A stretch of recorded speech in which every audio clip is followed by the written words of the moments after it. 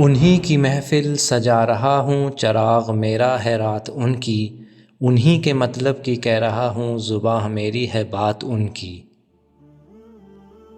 قرآن و سنت سے دوری اور قرآن کو اپنی مادری زبان میں نہ پڑھنا، قرآن کو پڑھنا اور اس کے اوپر عمل نہ کرنا، قرآن کو نہ سمجھنا، صحیح احادیث کا مطالعہ نہ کرنا اپنی مادری زبان میں، اور تحقیق نہ کرنا، بس سنی سنائی باتوں پہ اپنے باپ دادا کے غلط دین کے اوپر جو ہے وہ عمل پیرا ہونا، یہ ایک بہت ہی خطرناک چیز ہے، بہت ہی زیادہ خطرناک۔ یہ ایک بدعت ہے، جو بدعت جو ہے جب کسی کے اندر آ جاتی ہے تو بس وہ گیا، وہ کام سے گیا جس کے اندر بدعت آ گئی۔ تو ہمیں بدعت سے جو ہے وہ بچنا ہے، اس کو پہچاننا ہے کہ بدعت کیا ہے۔ نبی علیہ الصلوۃ والسلام نے تو یہی فرمایا ہے حدیث صحیحہ کے اندر کہ ہمارے لائے ہوئے اس دین میں کوئی نیا کام نکالتا ہے تو وہ مردود ہے، ریجیکٹ ہے، یعنی ایکسیپٹ نہیں ہوگا۔ جیسے ایک دین ہے ہمارا اسلام جو مکمل ہو گیا، حجۃ الوداع کے موقع کے اوپر آیت نازل ہوئی، اللہ تعالیٰ نے اسلام کو جو ہے وہ مکمل کر دیا، ہمارے لیے دین الاسلام کو پسند فرما لیا، یعنی اسلام مکمل ہو گیا۔ اور حجۃ الوداع کے موقع کے اوپر ہی نبی علیہ الصلوۃ والسلام نے یہ بھی فرمایا، حدیث موجود ہے، ہماری پچھلی ویڈیوز میں بھی ہم یہ حدیث بیان کر چکے ہیں کہ میں تمہارے بیچ میں دو چیزیں چھوڑے جا رہا ہوں، جب تک انہیں تھامے رکھو گے کبھی گمراہ نہیں ہوگے، ایک رب کا قرآن اور دوسری میری سنت۔ تو ہمارا اسلامک سلیبس ماخذ شریعت فقط قرآن اور سنت ہے، یعنی مکمل اور کامل اسلام قرآن اور سنت کے اندر موجود ہے۔ اب کیا ہوا، معاشرے کے اندر بدعات اور خرافات جو ہے وہ نکل آئیں۔ نبی علیہ الصلوۃ والسلام نے اس سے منع کیا تھا اور فرمایا تھا کہ یہ گمراہی ہے۔ اپنے ہر خطبے میں یہی فرماتے تھے، کلو بدعۃ ضلالہ و کلو ضلالۃ فی النار،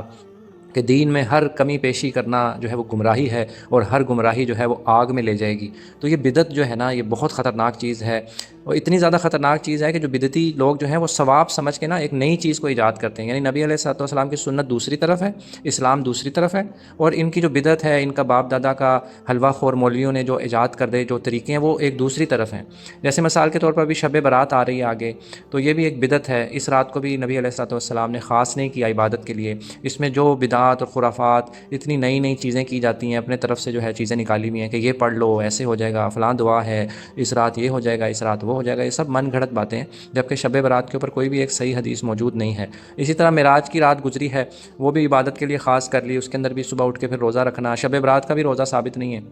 اور پھر یہ معراج کے رات جو ہے وہ اس کو بھی خاص نہیں کیا عبادت کے لیے نبی علیہ الصلوۃ والسلام نے، اور صبح اٹھ کے روزہ رکھنا۔ اس طرح کافی چیزیں امت کے اندر ایسی نکل آئی ہیں جو کہ نبی علیہ الصلوۃ والسلام سے ثابت نہیں ہے، اور صحابہ کرام رضوان اللہ اجمعین نے بھی نہیں کی، لیکن پھر بھی یہ امت کر رہی ہے، تو یہ سب بدعت ہے۔ وہ ثواب سمجھ کے کرتے ہیں، تو بدعتی کو توبہ کی بھی توفیق نہیں ہوتی ہے، وہ جب تک وہ بدعت کو چھوڑ نہ دے، یہ بھی صحیح حدیث سے ثابت ہے۔ اور بدعتی کا جو عمل ہے وہ بھی قبول ہی نہیں ہوگا نا، بدعتی جو عمل کری جا رہا ہے وہ سنت کے خلاف ہے، تو وہ عمل قبول کیسے ہوگا؟ وہ اس کا عمل بھی قبول نہیں ہو رہا، اس کو ایک تو گناہ بھی مل رہا ہے، وہ جہنم کے راستے پہ چل رہا ہے، تو سنت سے ہٹ کر جو ہے وہ عمل کر رہا ہے جو قرآن و سنت سے ثابت نہیں ہے۔ عمل کو قبول کرنے کے لیے جو ہے نا 3 شرائط ہیں، جیسے آپ کوئی عمل کرتے ہیں وہ اللہ کی رضا کے لیے کریں، پہلی بات تو یہ ہے، اور دوسرا نبی علیہ الصلوۃ والسلام کی سنت کے مطابق ہو، اور اس میں تیسرا جو ہے ریاکاری کا عنصر نہ ہو، دکھلاوا نہ ہو، تو پھر انشاءاللہ وہ عمل جو ہے اللہ کے بارگاہ میں جو ہے وہ قبول ہوگا انشاءاللہ اللہ کی توفیق سے۔ لیکن اگر ان تینوں شرائط میں سے کوئی ایک بھی شرط کا میں فرض کریں آپ نے کوئی عمل کیا، وہ اللہ کے لیے تو کیا لیکن نبی علیہ الصلوۃ والسلام کی سنت کے مطابق نہیں تھا، تو وہ رد ہو جائے گا، وہ اللہ کے یہاں قابل قبول نہیں ہے۔ اسی طریقے سے اگر آپ نے کوئی عمل کیا جو کہ اللہ کی رضا کے لیے نہیں ہے، نہ نبی علیہ الصلوۃ والسلام کے طریقے کے اوپر ہے، تو وہ بھی رد ہو جائے گا، اس میں دکھاوا آ جائے گا۔ تو یہ تینوں پوائنٹس جو ہیں وہ کلیئر ہونے چاہیے، اللہ کی رضا، نبی علیہ الصلوۃ والسلام کی سنت کے مطابق، اور اس میں ریاکاری کا عنصر نہ ہو، کیونکہ ریاکاری جو ہے آپ کے اعمال کو بھی ضائع کر رہی ہے، دکھلاوا، تو اس کا کوئی فائدہ نہیں ہے۔ تو بدعت جو ہے ہمارے لائے ہوئے اس دین میں جو نیا کام نکالتا ہے وہ مردود ہے، یعنی اس سے ہم نے بچنا ہے۔ جو بھی مولویوں نے، حلوہ خور مولویوں نے، ملے مولاناؤں نے، جو تقلیدی مولوی ہیں، جو مقلدین ہیں، جو کہتے ہیں کہ فلاں امام کی تقلید کرو، جو قبروں پہ بھی جانا جائز سمجھتے ہیں، وہاں منتیں مرادیں مانگنا، قبر والے کے وسیلے سے دعا کرنا، یہ سارے حلوہ خور جتنے بھی مولوی ہیں، یہ سارے انہوں نے جو بھی بدعات اور خرافات نکالی ہیں، ان کا اسلام سے کوئی تعلق نہیں ہے۔ اسلام میں نہ تو قرآن کے اندر ہے، نہ نبی علیہ الصلوۃ والسلام کی سنت کے اندر ہے، صحابہ نے بھی نہیں کیا، کسی نے بھی نہیں کیا۔ یہ بس پاکستان، انڈیا، بر صغیر، پاک و ہند میں اتنی زیادہ بدعات اور خرافات نکال لیں کہ جو ہے ہم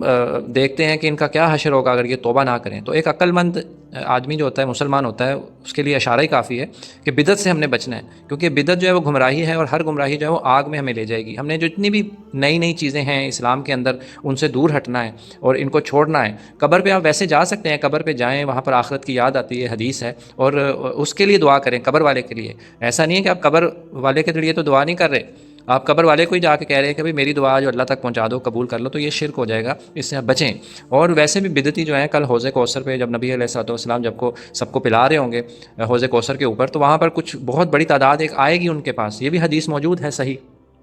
تو وہ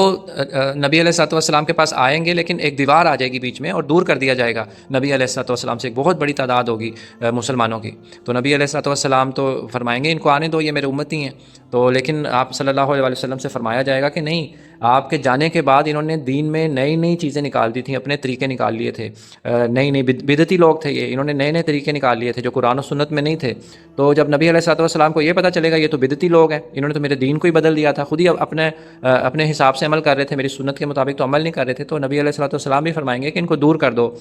میرے سے، تو جو بدعتی ہیں وہ حوض کوثر کا پانی بھی نہیں پی سکیں گے، کتنے زیادہ بدقسمت لوگ ہیں۔ تو ہمیں چاہیے کہ ہم اپنے جو ہے عقل سے کام لیں، قرآن شریف کو جو ہے وہ مطالعہ کریں، اپنی مادری زبان میں صحیح احادیث کو پڑھیں، پھر عمل کریں، نبی علیہ الصلوۃ والسلام کی سنت کے مطابق عمل کریں، اللہ کی رضا کے لیے عمل کریں، نبی علیہ الصلوۃ والسلام کی سنت کے اوپر مطابق عمل کریں، اور ریاکاری نہ ہو، دکھلاوا بھی بہت آ گیا ہمارے معاشرے میں،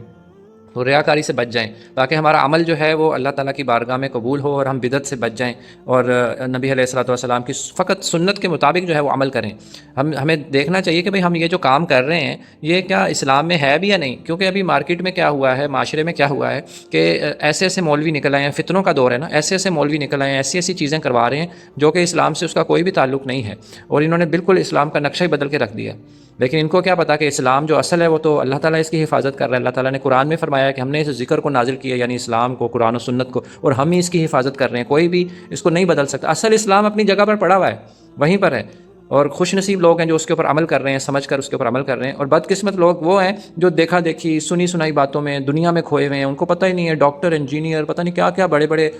بن گئے ہیں، پولیٹیشین، سیاستدان، پتہ نہیں کون کون بن گئے ہیں، لیکن ان کو یہ پتہ نہیں ہے کہ بھئی ہم کبھی قرآن کو بھی کھول کے دیکھ لیں، کچھ سمجھ لیں، کچھ صحیح حدیث کا مطالعہ کر لیں اپنی مادری زبان میں، اس کے بعد پھر عمل کریں، لیکن ایسا نہیں، وہ بس دنیا کی رنگینیوں میں ایسے کھوئے ہوئے ہیں کہ بس وہ کوئی مولوی صاحب جو ان کو بتا رہے ہیں بس ان کے اوپر اندھی تقلید کر رہے ہیں، ان کے اوپر اندھا یقین کر کے تو بس اسلام کو فالو کری جا رہے ہیں۔ اللہ تعالیٰ جو ہے ایسے لوگوں کو ہدایت دے، ہم لوگ جو ہیں وہ بدعت سے دور ہو جائیں، اور صحیح سنت کے مطابق نبی علیہ الصلوۃ والسلام کے طریقے کے مطابق ہم لوگ زندگی گزاریں۔ اللہ تعالیٰ ہمیں اس کی توفیق دے، ہدایت دے۔